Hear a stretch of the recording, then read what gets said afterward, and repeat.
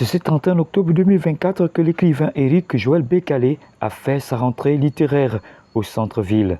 Une rentrée littéraire qui est à sa 3e édition et qui a vu la participation de nombreux acteurs culturels, parmi lesquels Pulchérie Abem Mpogé, écrivaine gabonaise qui nous donne son regard sur l'ère que traverse notre pays en ce moment. Mon regard va d'abord être un regard de citoyenne gabonaise qui vit dans une période essentielle de son pays. Notre pays part de nombreuses années pour une phase de transition. C'est plutôt un questionnement.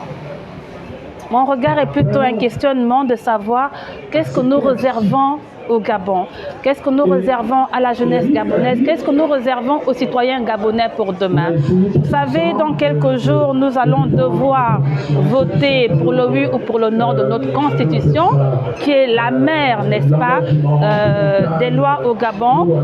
Je voudrais simplement inviter aujourd'hui le Gabonais à être responsable, à ne pas aller voter parce qu'on lui aura demandé d'aller voter, à ne pas non plus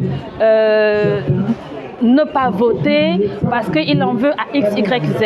Pour l'écrivain dramaturge Dominique Dumas, l'écrivain ne doit pas seulement se limiter à peindre les beaux tableaux de la nature. Il devrait également dénoncer les travers de la société qui paralysent le vivre ensemble. Moi, j'ai contribué dans le sens que la littérature doit dépasser le côté esthétique des beaux mots, la poésie des beaux mots, la métaphore des événements. Je pense que l'écrivain doit être chroniqueur de la réalité qu'il vit dans sa société. Quand vous vivez à côté d'une société où la précarité est la règle d'or, vous ne pouvez pas, en tant qu'écrivain, en tant que créateur des œuvres de l'esprit, ne parler que de la beauté de la nature, de la beauté du fleuve, ou alors de la beauté d'un cocotier. Non, il faut pointer le doigt sur la précarité que nous vivons au quotidien. Pour l'organisateur, l'écrivain doit être celui qui est capable de dire ce qui va et ce qui ne va pas dans la société. Ces livres aussi sont des lieux d'inspiration pour ceux qui nous gouvernent, parce que l'écrivain est nécessairement engagé.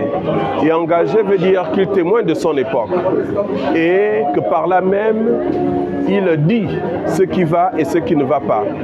Ceux qui lisent peuvent trouver des solutions, des réponses aux problèmes qui se posent, que ces problèmes soient d'ordre, disons, sociétaux, culturels, économiques, etc. Tout est dans les livres. Et c'est pourquoi nous disons aussi que qu'on ne voit pas l'écrivain comme un contestataire ou comme un opposant, non, bien au contraire, il contribue par sa force de proposition. Et c'est ça tout l'enjeu de ce genre d'événement.